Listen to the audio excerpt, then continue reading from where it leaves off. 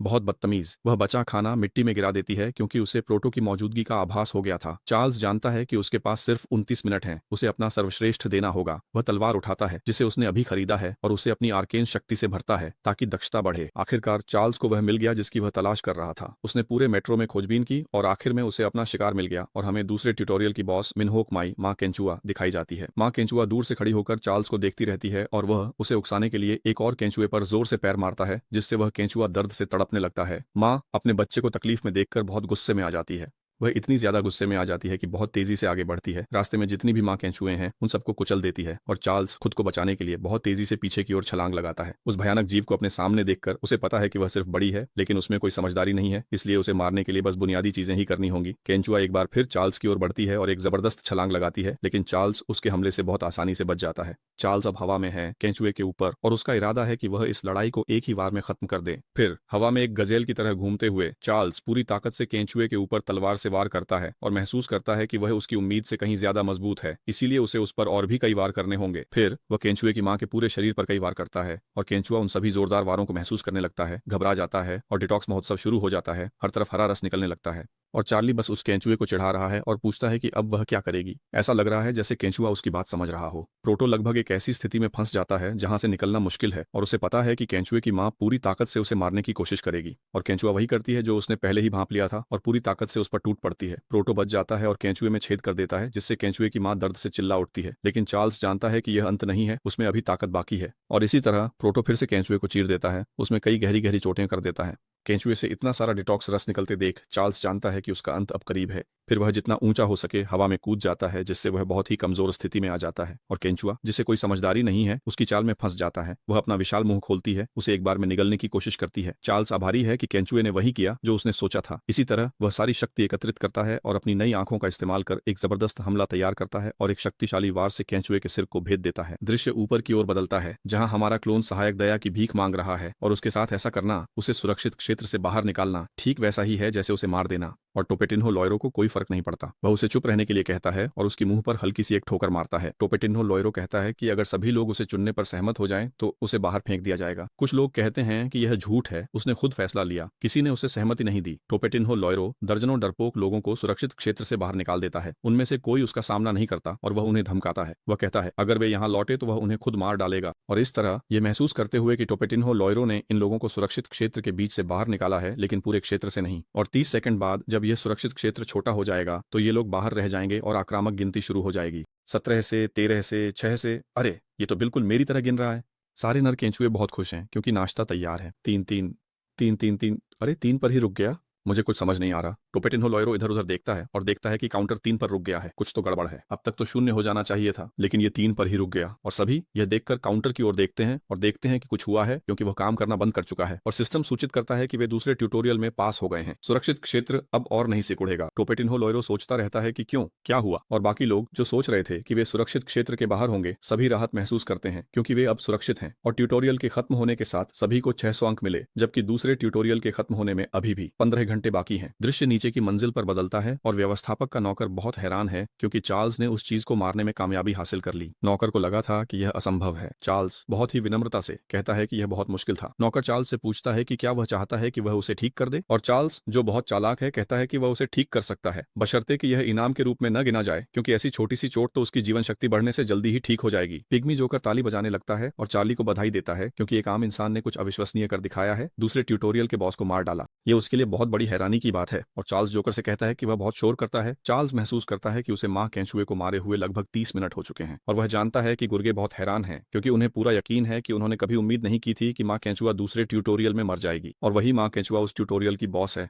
अगर वह मर जाती है तो ट्यूटोरियल खत्म हो जाता है। चार्ल्स को यकीन है कि इसके लिए कोई इनाम तय नहीं है क्योंकि किसी ने उम्मीद नहीं की थी कि केंचुआ मरेगा। दूसरे शब्दों में गुर्गों को पता नहीं कि इनाम कैसे देना है। तो चार्ल्स उस अव्यवस्था का फायदा उठाता है और अपनी इनाम के बारे में पूछता है और पिग्मी जोकर पूछता है कि उसे कैसे पता है कि उसे इनाम मिलने हैं। जोकर कहता है लगता है चार्ल्स उस दुनिया को अच्छी तरह समझता है। चार्ल्स कहता है कि वह समझता है क्योंकि जो किया है उसके बाद न पता हो तो अजीब, तो उसे पता है कि कोई इनाम है। पिग्मी पूछताछ जारी रखता है। वह कहता है कि ज्यादातर लोगों को इसका पता नहीं होता। चार्ल्स बात बढ़ाना नहीं चाहता और कहता है मेरा इनाम कहाँ है। जोकर देखता है कि चार्ल्स दृढ़ है और कहता है ठीक है समझ गया, मैं तुम्हें तुम्हारा इनाम दूंगा। पिग्मी जोकर कहता है कि वह 3 इनामों में से एक चुन सकता है। पहला इनाम यह है कि वह दूसरे ट्यूटोरियल से सीधे 5वें ट्यूटोरियल पर जा सकता है और तीसरे या चौथे ट्यूटोरियल में भाग नहीं लेना पड़ेगा। अगर चार्ल्स यह चुनता है तो उसे तीसरे और चौथे ट्यूटोरियल का इनाम भी मिलेगा, साथ ही उनकी जानकारी भी। चार्ल्स समझ जाता है कि जोकर उसके साथ चालाकी कर रहा है, क्योंकि उसे लगता है कि जोकर मानता है कि तीसरा और चौथा ट्यूटोरियल उसके किसी काम के नहीं है। इसके बाद जोकर कहता है कि दूसरा इनाम है पॉइंट्स। अगर वह चाहे तो यह सब कुछ पॉइंट्स में बदला जा सकता है। और जोकर पिग्मी पूछता है कि वह कौन सा इनाम चुनेगा, और चार्ल्स उस छोटे से प्राणी को देखते हुए कहता है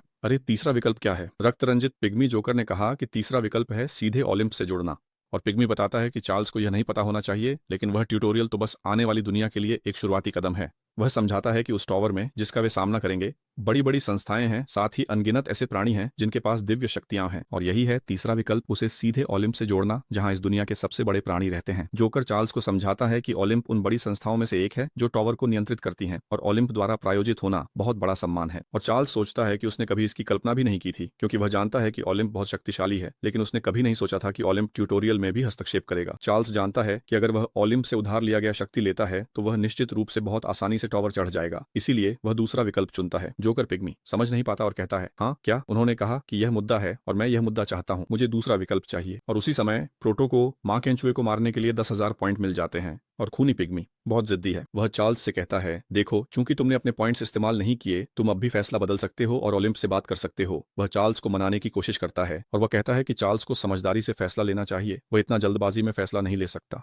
और पिग्मी कहता है कि चार्ल्स ने दूसरा फैसला इसलिए लिया क्योंकि वह नहीं जानता कि ओलंप क्या है। और चार्ल्स, जो उस बकवास से थक चुका था, कहता है लाकायो, अगर तुम यहाँ जासूस बनकर आए हो तो अपना काम ठीक से करो। मुझे यकीन है कि तुमने यह तीसरा विकल्प बाकी लाकायों के साथ चर्चा नहीं किया, और बहुत संभव है, मुझे शक है कि प्रशासक ने इस फैसले को मंजूरी दी हो। और खून से सना हुआ जोकर पिग्मी कांपने लगता है और कहता है हाँ, तुम्हें प्रशासक के बारे में पता है? चार्ली पूछता है कि क्या बाकी लाकायों को भी उसी की तरह के समझौते मिले हैं, और वह यह भी पूछता है कि क्या बाकी सभी लाकायों को ओलिंपो ने खरीदा है, या शायद कुछ लाकायों का संबंध स्वर्गीय राज्य या देवा से है, या शायद लाइमेजियोटोंग से। लाकायो घबरा जाता है और पूछता है तुम आखिर तुम हो कौन? चार्ली तो जानना भी नहीं चाहता। वह सिस्टम का पैनल खोलता है और चार्ली कहता है वैसे भी बहुत बहुत धन्यवाद, ठीक है, तुम्हारे बड़े मुंह की वजह से मुझे यहाँ एक और चीज पता चल गई है जो मुझे करनी है। और वह नौकर ये देखकर कि चार्ली ने सिस्टम देख लिया है, पूछता है कि वह क्या कर रहा है, और सिस्टम एक मौका देता है एडमिनिस्ट्रेटर से मिलने का। अगर कोई व्यक्ति 1000 पॉइंट्स खर्च करे, तब चार्ली एडमिनिस्ट्रेटर से बात करने की कोशिश में 1000 पॉइंट्स देता है, और नौकर से कहता है कि वह जल्द ही जान जाएगा कि वह क्या करने वाला है। कुछ सेकंड बाद जमीन हिलने लगती है और नौकर समझ जाता है कि कुछ आ रहा है। और हाँ, एडमिनिस्ट्रेटर ने चार्ली के अनुरोध को मंजूरी दे दी और बैठक के लिए आने का फैसला किया। चार्ली जानता है कि ट्यूटोरियल एक ऐसी जगह है जिसे टॉवर से अलग होना चाहिए, फिर भी ओलिम्पस ट्यूटोरियल में भी दखल देने की कोशिश कर रहा है।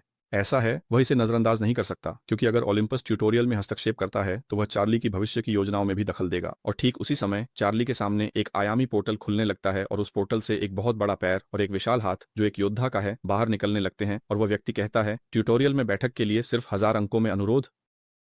और एडमिनिस्ट्रेटर चार्ल्स की ओर देखते हुए पूछता है तो क्या तुमने मुझे बुलाया था? और मुख्य पात्र अपना परिचय देते हुए कहता है कि वह चार्ली है, ट्यूटोरियल का एक प्रतिभागी। और वह विशालकाय कहता है अच्छा ठीक है, समझ गया, तो वही तुम थे जिसने पहले ट्यूटोरियल में 1000 से ज्यादा जॉम्बीज को मारा था, है ना? मैंने तुम्हारे बारे में बहुत सुना है चार्ली। हम देखते हैं कि एडमिनिस्ट्रेटर न सिर्फ शक्तिशाली है बल्कि एक बहुत बड़ा योद्धा भी है। सिस्टम हमें बताता है कि यह ट्यूटोरियल का एडमिनिस्ट्रेटर है और साथ ही टॉवर के निचले मंजिलों के एडमिनिस्ट्रेटरों में से एक भी है।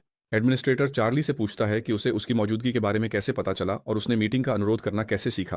और चार्ली कहता है अरे ट्यूटोरियल के नियम के मुताबिक बिल्कुल, ट्यूटोरियल से जुड़ी सारी जानकारी खिलाड़ी की अपनी क्षमता से हासिल की जानी चाहिए, और ये न तो एडमिनिस्ट्रेटर और न ही टॉवर द्वारा दी जा सकती है। और एडमिनिस्ट्रेटर की ओर ध्यान से देखते हुए चार्ली ने कहा कि यह नियम खुद एडमिनिस्ट्रेटर ने लागू किया था, यानी सारी जानकारी व्यक्ति को खुद ही हासिल करनी चाहिए। और एडमिनिस्ट्रेटर चार्ली की बात पर सोच में पड़ जाता है और थोड़ी देर विचार करने के बाद कहता है बिल्कुल यही सही है। फिर चार्ली अपनी चुगली करने की आदत दिखाता है और कहता है देखिए, मेरी राय में यहाँ टॉवर की कोई दखलंदाजी है। और एडमिनिस्ट्रेटर कहता है यहाँ कैसे, मतलब? देखिए, पीछे वाला पिग्मी जोकर है ना, अभी से घबराने लगा है। चार्ली जोकर की चुगली करता है और बताता है ओलिम्पो ने उसे जोकरों के जरिए संपर्क किया था। हाँ, वो सच में मुखबिर था, सच में मुखबिर था। और चार्ली कहता है कि पीछे वाला वही जोकर ओलिम्पो की तरफ से इनाम के तौर पर प्रायोजन देने की पेशकश कर रहा था। वो सफाई देने की कोशिश करता है और कहता है अरे अब ऐसा नहीं है एडमिनिस्ट्रेटर, बात वैसी नहीं है। वो बोलते बोलते उलझ जाता है और एडमिनिस्ट्रेटर उसे खून भरी नजरों से देखता है और तुरंत फैसला लेता है। वो अपने नौकर पर जबरदस्त वार करता है और नौकर केचप की तरह पिघल जाता है। एडमिनिस्ट्रेटर ओलिम्पो के उन कमबख्तों को गालियां देने लगता है, क्योंकि वे न सिर्फ अपनी ताकत और प्रभाव टावर के बाकी हिस्सों में फैला रहे हैं, बल्कि अब वे ट्यूटोरियल में भी अपना प्रभाव फैलाने की कोशिश कर रहे हैं। और हम देखते हैं कि एडमिनिस्ट्रेटर के हाथ के एक झटके से पिग्मी जोकर का बचा खुचा हिस्सा वहीं पड़ा है। वो अपना हाथ हिलाता है और उस पर लगा सारा केचप झाड़ देता है। एडमिनिस्ट्रेटर मुख्य पात्र का धन्यवाद करता है और कहता है कि अब उसकी वजह से वह ट्यूटोरियल के डिस्ट्रीब्यूशन हिस्सों को हटा सकता है। चार्ली को इससे कोई मतलब नहीं था और वह कहता है, और ट्यूटोरियल का दूसरा नियम क्या, जिसमें लिखा है कि ट्यूटोरियल के दौरान प्रतिभागी की सभी उपलब्धियों को उसी स्तर के इनाम से पुरस्कृत किया जाना चाहिए। और एडमिनिस्ट्रेटर समझ नहीं पाता कि वह क्या कह रहा है। चार्ली बताता है कि उसने एडमिनिस्ट्रेटर को बुलाने के लिए बहुत पॉइंट्स खर्च किए और उसी की वजह से वह एक भ्रष्ट अनुचर का शिकार कर सका। एडमिनिस्ट्रेटर की ओर देखते हुए वह कहता है, तो आपको क्या लगता है कि एडमिनिस्ट्रेटर कहता है कि जब उसके अधीनस्थों ने उसकी जानकारी जांची तो उन्हें नहीं लगा कि प्रोटा में कोई अनियमितता या ऐसा पॉइंट है जो खास ध्यान देने योग्य हो। लेकिन यही बात उसे सबसे दिलचस्प बनाती है क्योंकि उसमें कुछ भी ध्यान आकर्षित करने वाला नहीं है। एडमिनिस्ट्रेटर चार्ली की ओर देखते हुए चार्ल्स को इनाम देने के लिए सहमत होता है क्योंकि चार्ली ने लाइकायो को सीधे नहीं परोक्ष रूप से मारा था और लाइकायो एक रैंक के समान है। एडमिनिस्ट्रेटर निष्कर्ष निकालता है कि दूसरे ट्यूटोरियल में एक खिलाड़ी ने एक रैंक को मार दिया। हैरानी की बात है, एक साधारण प्रतिभागी ने मार डाला और चार्ली सामने देखते हुए कहता है कि वह इसे तारीफ के रूप में स्वीकार करेगा। एडमिनिस्ट्रेटर का बड़ा आदमी जमीन पर बैठकर हंसता है, उसे यह सब मजेदार लगता है और वह चार्ली से कहता है कि उसने प्रभावशाली उपलब्धि हासिल की है और चार्ली से पूछता है कि उसके हिसाब से योग्य इनाम क्या होना चाहिए। और जमीन पर बैठते हुए एडमिनिस्ट्रेटर खोज शुरू करता है और कहता है, हम ठीक है देखते हैं, और उसे 4 लॉक पोजीशन की जरूरत है। वो देखता है कि चार्ली पहले ही अंक पाए हैं, ध्यान में निष्कर्ष निकालता है और कहता है, ठीक है अब मुझे पता है क्या करना है, तुम कम से कम इतना तो डिजर्व करते हो। वह विशाल हाथ चार्ली की ओर बढ़ाता है। चार्ली समझता है कि वह अदला बदली की कोशिश कर रहा है क्योंकि यही अंक बदलने का तरीका है। चार्ली असंतुष्ट महसूस करता है क्योंकि उसे लगता है कि उसे किसी गुर्गे की मौत के बदले कुछ अंक ही मिलेंगे। अचानक उसे एहसास होता है कि वह गलत था क्योंकि प्रशासक ने उसे एक क्षमता दी है, माना मास्टर, और यह क्षमता बहुत ही जबरदस्त है। यह क्षमता पुनर्प्राप्ति दर, सहन शक्ति, संवेदनशीलता बढ़ाती है और व्यक्ति की मना को थोड़ा और बढ़ा देती है। और इसी नई क्षमता के साथ चार्ली को 5 और आर्केन शक्ति मिलती है। अब मामला और भी मजेदार हो गया है। अब इसका मतलब है हैरानी, क्योंकि यह इनाम उसकी उम्मीद से कहीं ज्यादा है। प्रशासक चार्ली के चेहरे पर हैरानी देखकर मुस्कुराने लगता है और कहता है कि उसने सोचा था कि प्रतिभागी इससे खुश होगा। प्रशासक पास रहता है, चार्ली से उम्मीद करता है और कहता है कि उसे बाकी अनुचरों से बात करनी है। वह कहता है कि वे तीसरे ट्यूटोरियल के बाद मिलेंगे और चार्ली को अलविदा कहता है। इस तरह वहां बस चार्ली, केचप की थोड़ी मात्रा और पीछे मरी मादा केंचुआ रह गए। वह अपनी माँ की ओर देखता है और कहता है, मास्टर ऑफ मना क्यों। चार्ली बेहद उत्साहित है क्योंकि उसे लगता था कि उस रैंक की कोई भी क्षमता ट्यूटोरियल में आना असंभव है। और हमें दिखाया जाता है कि मास्टर ऑफ मना एक रैंक S+ की क्षमता है, एक बहुत ही जबरदस्त क्षमता। यह प्रशासक की क्षमता है क्योंकि यह मना पर शासन करती है और इससे भी बुरा, इसमें दक्षता है, यानी यह और भी बढ़ सकती है। चार्ली देखता है कि अभी दक्षता काफी कम है, लेकिन जब यह बढ़ेगी तो उसका मना नियंत्रण असाधारण हो जाएगा और उसे पता है कि मना द्वारा नियंत्रित आर्केन शक्ति उस टॉवर में सबसे महत्वपूर्ण चीज बनने वाली है। फिर चार्ल्स अपनी हथेली में मना की एक गेंद बनाना शुरू करता है और वह एक नई तकनीक, मना विस्फोट, तैयार करता है। लेकिन वह गेंद अस्थिर होने लगती है क्योंकि उसके पास अभी 40 आर्केन पॉइंट्स नहीं है जिन्हें वह इस्तेमाल कर सके। केवल 26 पॉइंट्स के साथ वह इसी तरह रह जाता है। देखो, अब दिखने लगता है कि कुछ गड़बड़ होने वाली है क्योंकि गेंद नियंत्रण से बाहर होने लगती है। यह बिल्कुल डेटोनेटर जैसा है, जैसे डेटोनेटर की आवाज होती है, पी पी पी। चार्ली, जो बेवकूफ नहीं है, वह चीज को दूर फेंक देता है। मना का विस्फोट कंक्रीट की छत उड़ा देता है। उसकी किस्मत थी कि उसने टाइम बम हाथ में नहीं पकड़ी। चार्ली हैरान रह जाता है क्योंकि मना के विस्फोट का असर भले ही अधूरा हो, शानदार है। चार्ली की खुशी साफ नजर आ रही है क्योंकि उसे पता है कि उसे यह स्थिति इसलिए मिली है क्योंकि उसके पास 40 अंक नहीं है। तो जब उसके पास ये 40 अंक हो जाएंगे तो मना का विस्फोट करना आसान हो जाएगा। वह सोचता है कि उसे ओलिम्प का धन्यवाद करना चाहिए क्योंकि उसी ओलिम्प के जरिए उसे यह सब मिला जिसने उसकी शिकायत की थी। हाँ, वह सच में मुखबिर था, सच में मुखबिर था। माफ करना, मैंने बिना आपको तैयार किए ही गाना शुरू कर दिया है ना। चार्ली जानता है कि यह काफी नहीं है क्योंकि बाहरी लोगों का सामना करने के लिए उसे और भी ज्यादा ताकत की जरूरत है। वह जानता है कि वह सिर्फ अपनी पुरानी ताकत को फिर से हासिल करने और उसकी नकल करने से संतुष्ट नहीं रह सकता, जो उसके समय में लौटने से पहले थी। हम जानते हैं कि उसने 2 चीजें हासिल की हैं जो उसके पास पहले नहीं थी, बंदर की आंखें और मना मास्टर। चार्ल्स घड़ी में देखता है कि उसके पास अभी भी 13 घंटे बाकी हैं खेती करने के लिए और वह एक भी सेकंड बर्बाद करने का इरादा नहीं रखता, इसलिए वह और चाहता है, बहुत ज्यादा। हालांकि नर केंचुए बहुत काम आगे बढ़ा देते हैं क्योंकि वे उस पर टूट पड़ते हैं। चार्ल्स केंचुओं की ओर दौड़ते हुए सोचता है कि उसे और विनाशकारी शक्ति चाहिए क्योंकि बाहरी लोगों का सामना आसान नहीं है। जिन्होंने भी उनका सामना किया वे सब मारे गए। एकमात्र जीवित वही था, इसलिए उसे और शक्ति चाहिए और इसी वजह से वह केंचुओं पर पूरी ताकत से मेहनत करता है। समय बीतता है और अब केवल 2:11 सेकंड बचे हैं दूसरा ट्यूटोरियल खत्म होने में। जो लोग सुरक्षित क्षेत्र के अंदर थे वे सोच रहे थे कि शायद सरकार उन्हें बचा लेगी और कुछ लोग ज्यादा यथार्थवादी थे।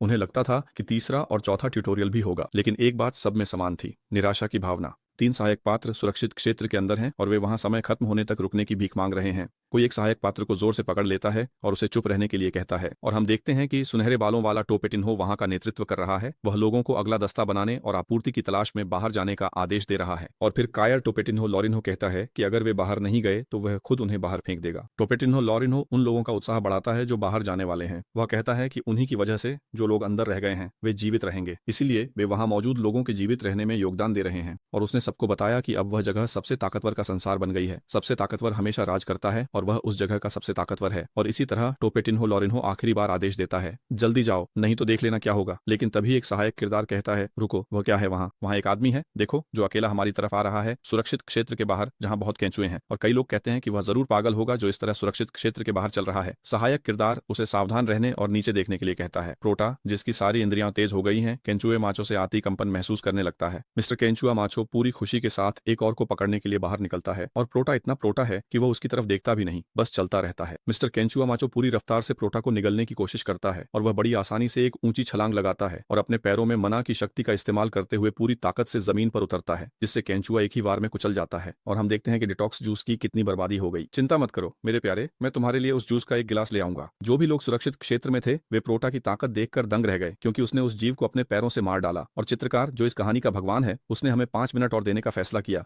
अब 11 सेकंड नहीं बचे, बल्कि दूसरा ट्यूटोरियल खत्म होने में 5 मिनट 12 सेकंड बाकी हैं। चार्ली टोपेटिन्हो लॉरेन्हो बाकी लोगों के पास से गुजरता है और कहता है, मुझे अनदेखा करो, ठीक है? ऐसा मानो कि मैं यहाँ हूं ही नहीं, तुम लोग अपनी बहस जारी रख सकते हो। और वह नायक जैसी नजरों के साथ गुजरता है और हम देखते हैं कि चार्ली बहुत ही ताकतवर हो गया है, क्योंकि उसके गुण बाकी सबकी तुलना में बहुत ज्यादा हैं। चार्ली सोचता है कि उसने तो बस इनाम लेने के लिए थोड़ी सी देर रुकावट डाली थी, लेकिन कायर लॉरेन्हो टोपेटिन्हो चार्ली का नाम चिल्लाता है और चार्ली उस बेकार और महत्वहीन इंसान को देखकर समझ जाता है कि वह नेता की तरह बर्ताव कर रहा है। और टोपेटिन्हो लॉरेन्हो एक पालतू कुत्ते की तरह पूंछ हिलाते हुए चार्ली के पास आता है और अच्छे दोस्त होने का नाटक करता है और पूछता है कि चार्ली कहाँ था, क्योंकि वह उसे बहुत समय से ढूंढ रहा था। और लॉरेन्हो सबके सामने एक नाटक करने लगता है कि वह चार्ली के गायब होते ही उसे ढूंढ रहा था। लेकिन चार्ल्स जानता है कि उसकी चाल क्या है। वहां सुरक्षित क्षेत्र के अंदर मौजूद सभी लोग सोचने लगते हैं कि प्रोटा और कायर लॉरेन्हो अच्छे दोस्त हैं। इसी समय बहुत सारे लोग सुरक्षित क्षेत्र में पहुंचते हैं, जिनके हाथों में बहुत सारा खाना होता है। उन्हें तुरंत कई लोगों ने घेर लिया, जिनके पास चाकू थे, और उनसे जो भी उन्होंने इकट्ठा किया था सब छीन लिया गया। टोपेटिन्हो लॉरेन्हो दिखावा करने की कोशिश करता है और चार्ली को अंदर बुला लेता है ताकि वह देख न सके कि बाहर क्या हो रहा है। और प्रोटा लॉरेन्हो से पूछता है कि क्या उसने सबको मजबूर किया था कि वे उसके लिए सामान जुटाएं। लॉरेन्हो हैरान रह जाता है, क्योंकि चार्ली समझ गया कि वह क्या कर रहा है। लॉरेन्हो कहता है कि उसने यह सब समूह की जीवित रहने के लिए किया, इसलिए यह सबके लिए अच्छा था। चार्ली पूछता है कि क्या उसने सबको फिर से जान जोखिम में डालने के लिए मजबूर किया, सिर्फ खाना पाने के लिए? लॉरेन्हो जवाब नहीं देता और चार्ली कहता है, यहाँ कुछ गड़बड़ है, समझे? ये कहानी बहुत ही गलत तरीके से बताई जा रही है। लॉरेन्हो गुस्सा होने लगता है और कहता है,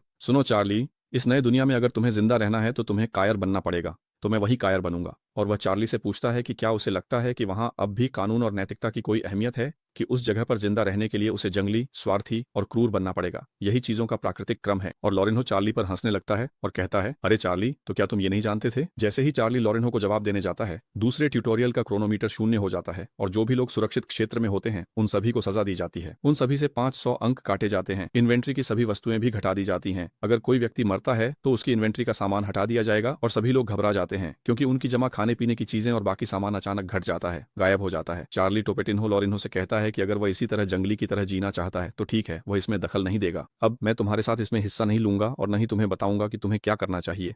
तुम खुद अपने फैसले लो, लेकिन एक बात है जो तुम नहीं कर सकते, कभी भी किसी भी हालत में उस रेखा को पार मत करना, चाहे कुछ भी हो जाए। तुम उस रेखा को पार नहीं कर सकते। और टोपेटिन्हो लॉरेन्हो सोचने लगता है, कौन सी रेखा? उसे समझ नहीं आता कि प्रोटा किस रेखा की बात कर रहा है। बहुत अच्छा, ट्यूटोरियल की शुरुआत, 5 सेकंड का आराम मिला और अब तीसरे ट्यूटोरियल की तैयारी शुरू हो गई है। और सब लोग हैरान रह जाते हैं, यकीन नहीं कर पाते कि तीसरा ट्यूटोरियल इतनी जल्दी शुरू होने वाला है। और उन्हें आदेश दिया जाता है कि वे क्षेत्र में 50 राक्षसों को मारें और 50 एसेंस इकट्ठा करें। और वहां कई बिच्छू, विशालकाय बिच्छू दिखाई देते हैं और उनके पास 50 एसेंस इकट्ठा करने के लिए 72 घंटे का समय है। और हमें दिखाया जाता है कि सिर्फ बिच्छू ही नहीं, बल्कि मकड़ियां, ज़ॉम्बी, गुस्सैल, जंगली सुअर भी फिर से प्रकट हो गए हैं। और सबसे बुरी बात यह है कि सिस्टम सूचित करता है कि जैसे ही समय समाप्त होगा पूरा क्षेत्र नष्ट कर दिया जाएगा और 72 घंटे में द्वार सक्रिय हो जाएगा। इसी समय एक हरा पोर्टल दिखाई देता है। वह पोर्टल सुरक्षित क्षेत्र के पास है, लेकिन उसके आसपास अनगिनत जीव हैं। सभी लोग निराश हो जाते हैं क्योंकि उनके सामने फिर से राक्षस आ गए हैं और उन्हें नहीं पता कब रुकेगा। ये मैंने आपके लिए छोड़ा है, क्योंकि एक सहायक पात्र ने कहा, लेकिन सुरक्षित क्षेत्र तो सुरक्षित है ना? और मैंने जवाब वहीं छोड़ दिया है ताकि आप पढ़ सकें। कुछ लोग कहते हैं तो ऐसा ही है ना? जैसे कोई खेल हो, राक्षस मारना और एसेंस इकट्ठा करना। टोपेटिन्हो लॉरेन्हो एफडीपी के पास पहले से ही शानदार आइडिया है। साफ है कि वह अकेले 50 एसेंस इकट्ठा नहीं करेगा। वह भीड़ की ओर देखता है और कहता है, तुम लोगों ने सुना है ना? तो तुम्हें पता है क्या करना है। जाओ और मेरे लिए एसेंस इकट्ठा करो। और हम देखते हैं 1, 2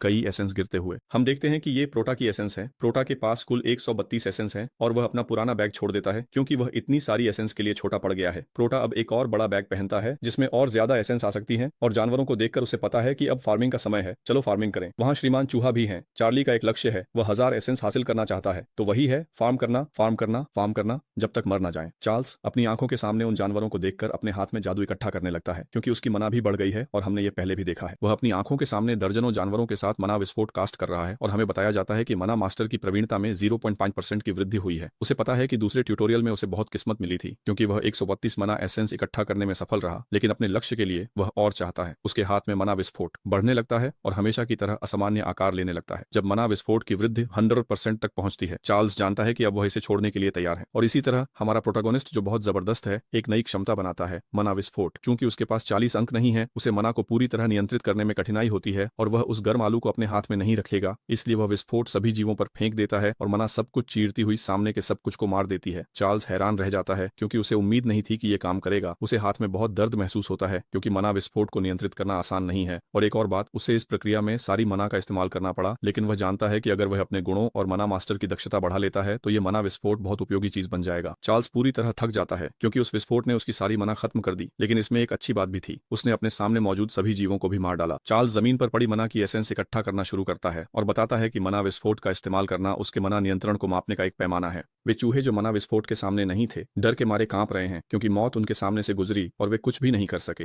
ये बात खुद प्रोटा भी नोटिस करता है, क्योंकि डर सिर्फ चूहों में ही नहीं है, बल्कि सभी बचे हुए जानवर प्रोटा से बहुत डर गए हैं। फिर प्रोटा बेस पर जाता है, अपनी छुरी निकालता है और काटने की तैयारी करता है। चार्ली अपना समय बर्बाद नहीं करना चाहता, वह अपनी छुरी में आर्केन शक्ति भरता है और समय बीतता जाता है, बहुत समय बीत जाता है और अब ट्यूटोरियल का आखिरी दिन आ गया है। यहाँ लिखा है दूसरा, लेकिन असल में ये आखिरी है और हम देखते हैं कि 3 एक्स्ट्रा किरदार मेट्रो स्टेशन में अकेले घूम रहे हैं। वे बहुत डरे हुए हैं, क्योंकि वह जगह बहुत अजीब लग रही है और उनमें से एक, जिसका नाम जूलियो है, दूसरे से कहता है कि जब उन्होंने तीसरा ट्यूटोरियल शुरू किया था तब वहां 1400 लोग थे, लेकिन अब सिर्फ 400 बचे हैं और इसी वजह से उन्हें छुपना पड़ रहा है। और दूसरा एक्स्ट्रा किरदार कांगसियोंग चान, जिसे हम सेबास्तियाओ कहेंगे, बस सहमति में सिर हिलाता है, क्योंकि उन्हें छुपना जरूरी है। और जब वे हॉन्गडे स्टेशन के और अंदर जाते हैं तो वे सोचते हैं कि क्या यह जगह हमेशा से इतनी बड़ी थी। और हमें तीसरे सदस्य से परिचित कराया जाता है, उसका नाम लिम जू ह्यून है, लेकिन हम उसे जूलिया कहेंगे। और जूलिया उस समूह का ध्यान आकर्षित करती है और कहती है, अरे दोस्तों, वो देख रहे हो। वह उन्हें दिखाती है कि वहां अंदर एक कन्वीनियंस स्टोर है और वे सब खुश होते हैं, क्योंकि भगवान का शुक्र है कि अब वे इन्वेंट्री खाने पीने की चीजों से भर सकते हैं। जून हो, जिसने शर्ट का रंग बदल लिया है, सबसे आगे बढ़ता है, क्योंकि उसे भूख लगी है और वह लमियन नूडल्स खाना चाहता है। सेबास्तियाओ, जो खुश है, कहता है कि वह लमियन नहीं खा पाएगा, क्योंकि उनके पास पानी नहीं होगा उसे गर्म करने के लिए। वह मुस्कुराते हुए और ध्यान बंटा हुआ कहता है कि वह कच्चा ही खा लेगा, उसे तो बस लमियन खाना है और पेट भरना है। डोना अरान्हा बहुत खुश है, क्योंकि उसका नाश्ता अभी अभी आ गया है और वह भी कच्चा ही खा लेगी। डोना अरान्हा तो इंतजार भी नहीं करती और अचानक जूनियर का सिर काट लेती है। फिगुरांतेस, सेबास्तियाओ और जूलिया वह दृश्य देखकर स्तब्ध रह जाते हैं, क्योंकि उनका दोस्त, जो बहुत भूखा था और खाना चाहता था, खुद ही खाना बन गया। इतना ही नहीं, कई जानवर भी उनकी ओर आने लगे। सेबास्तियाओ जानता है कि हालात बिगड़ने वाले हैं, क्योंकि वहां एक ही जगह बहुत लोग हैं, इसलिए वह अपनी हथौड़ी निकालता है। जूलिया डर के साथ खुद से पूछती है कि क्या वे इतने जानवरों से जीत सकते हैं। वह सोचती है कि उसने बहुत कोशिश की है जिंदा रहने की और अपना स्तर भी बढ़ा लिया है, फिर भी वह इतनी डरी हुई है कि हिल भी नहीं पा रही है। और वह छोटा चूहा तो कुछ जानना ही नहीं चाहता, वह तो सीधे खाने के लिए बढ़ जाता है। जूलिया अपनी जीवित रहने की प्रवृत्ति से उस चूहे को रोकती है और दूर फेंक देती है, लेकिन उसका चचेरा भाई मौके की तलाश में है और दूसरी तरफ से जूलिया पर हमला करता है। उस दूसरे चूहे का चचेरा भाई चालाक है और जूलिया के हाथ को काट लेता है। सेबास्तियाओ देखता है कि वह मुसीबत में है, लेकिन कुछ नहीं कर सकता, क्योंकि सामने ताकतवर जॉम्बी है। जॉम्बी चोट लगने के बाद भी हार नहीं मानता, क्योंकि उसे दर्द नहीं होता और वह फिर से सेबास्तियाओ पर हमला करने बढ़ता है। सेबास्तियाओ ने लापरवाही की, जॉम्बी ने नाश्ता करने का फैसला किया और बिना ब्रश किए दांत से उसका हाथ काट लिया। जूलिया बड़ी मुश्किल से उस चूहे से खुद को छुड़ाने में कामयाब हो जाती है। वहीं सेबास्तियाओ को बहुत परेशानी हो रही है, क्योंकि एक नर जॉम्बी उसका हाथ चूस रहा है।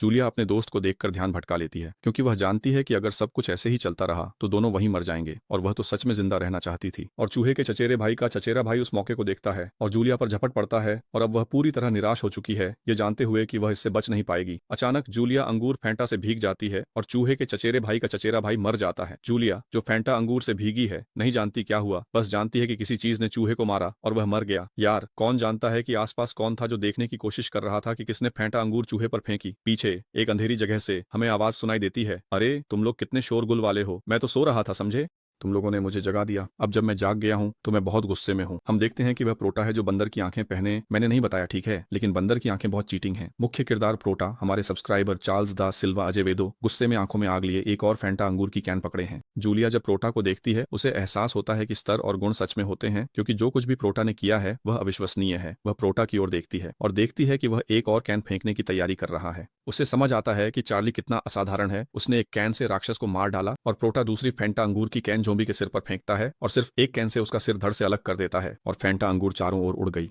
जिसे भी प्यास लगी हो वह अभी भी दौड़कर फेंटा अंगूर पकड़ सकता है, इससे पहले कि वह जमीन पर गिर जाए। प्रोटा मजाक नहीं करता, वह हथियार निकालता है और ऊर्जा एकत्रित करना शुरू करता है। जितना दबाव बनाता है उससे नीचे की जमीन मुड़ जाती है और प्रोटा इतनी तेजी से आगे बढ़ता है कि उसकी छवि पीछे छूटती है, जबकि वह पहले ही दूसरे के पास पहुंच चुका होता है। लेकिन प्रोटा दिखाता है कि वह कितना जबरदस्त है। वह हथियार छोड़ता है और पवित्र किक लगाने का फैसला करता है। वह मकड़ी के सिर पर पवित्र किक मारता है, जिससे सिर तुरंत धड़ से अलग हो जाता है। फिर वह दूसरी मकड़ी को भी चूर चूर कर देता है और उसमें बड़ा छेद कर देता है। जब पहली मकड़ी जमीन पर गिरती है, दूसरी भी तब तक मर चुकी होती है और जूलिया और सेबास्तियाओ स्तब्ध और अविश्वास में जमे होते हैं कि अभी क्या हुआ। तभी प्रोटा रुक कर सांस लेता है, क्योंकि उसने ये सब एक ही सांस में कर डाला था। और अब जब सारे राक्षस मर चुके हैं, प्रोटा अपने सामने खड़े दोनों की ओर देखता है। सेबास्तियाओ बहुत बहुत धन्यवाद कहते हैं और जूलिया भी धन्यवाद देती है, कहती है कि उसने उन्हें बचा लिया। अचानक सेबास्तियाओ, जिसे राक्षस ने काटा था, जोम्बी के काटने के प्रभाव महसूस करने लगता है और उसे बहुत तेज दर्द होने लगता है।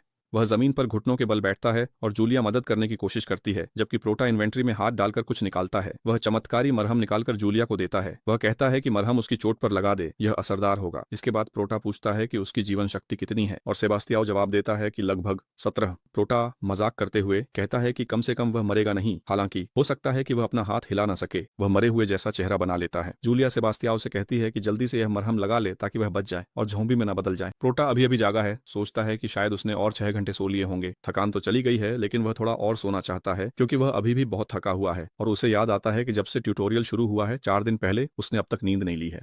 तो ये 6 घंटे की झपकी बहुत ही स्वागत योग्य थी।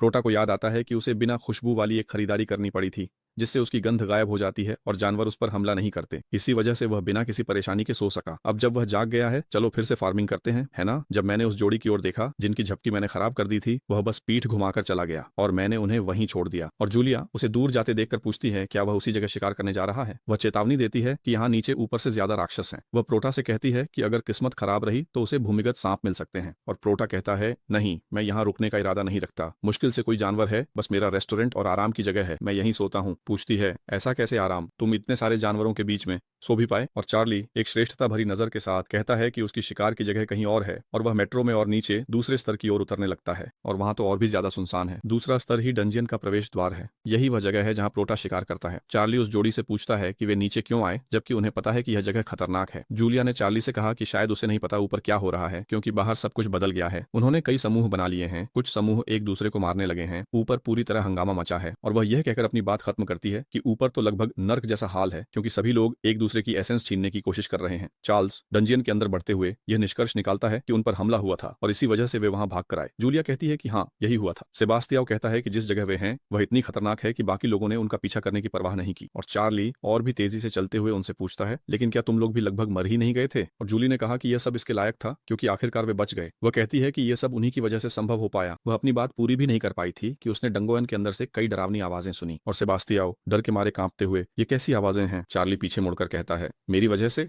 क्या मतलब? इस बात की कोई गारंटी नहीं है कि मैं तुम्हें मारकर तुम्हारी एसेंस न ले लूं, समझे? अब जाकर वे रुककर सोचने लगे, क्योंकि जब से उनकी जान बचाई गई थी वे अपना सारा डर खो चुके थे। अगर ऊपर के लोगों और नीचे के राक्षसों से तुलना करें तो निश्चित रूप से प्रोटा उन सब से कहीं ज्यादा खतरनाक है। और सेबास्टियाओ अभी भी कांपते हुए प्रोटा से कहता है कि शायद उसने पहले ही सारी जरूरी एसेंस इकट्ठा कर ली है, इसलिए उसे लगता है कि प्रोटा के पास उसे मारने का कोई कारण नहीं है। लेकिन चार अभी भी हाथ में तलवार लिए जोर देता रहता है। वह कहता है अगर मैं कहूं कि मैं और एसेंस इकट्ठा करूंगा तो? सेबास्टियाओ कहता है कोई फर्क नहीं पड़ता, फिर भी मुझे लगता है कि तुम हमें मार दोगे। चार्ल्स कहता है चाहे वह दोनों को खुद ही क्यों न मार दे, वे निश्चित रूप से मर जाएंगे। वह कहता है कि वजह बताने की जरूरत नहीं है। जुलिन्हा डर के मारे एक थप्पड़ मार देती है, लेकिन उसे यह सब अजीब लगता है। अगर वह उन्हें मारने ही वाला है तो वह सारी संभावनाएं क्यों समझा रहा है? कुछ अजीब है जो मैं समझ नहीं पा रही हूँ। जल्दी समझ जाती है कि क्या कहना चाहता है। प्रोटा से कहती है तो तुम हमसे क्या चाहते हो? चार्ली मुस्कुराने लगता है, क्योंकि अब उन्हें समझ आ गया है। चार्ल्स कहता है वह वादा करता है यह बुरी पेशकश नहीं होगी। जब तक तुम अच्छा काम करोगे मैं अपनी एसेंस तुम लोगों के साथ बांटूंगा। दोनों जो डर के मारे मर रहे थे अब हैरान परेशान दिखते हैं, क्योंकि वे यह उम्मीद नहीं कर रहे थे। चलो राक्षस का शिकार करते हैं। मिसेस जहरीली सांप सीन में आती है। बहुत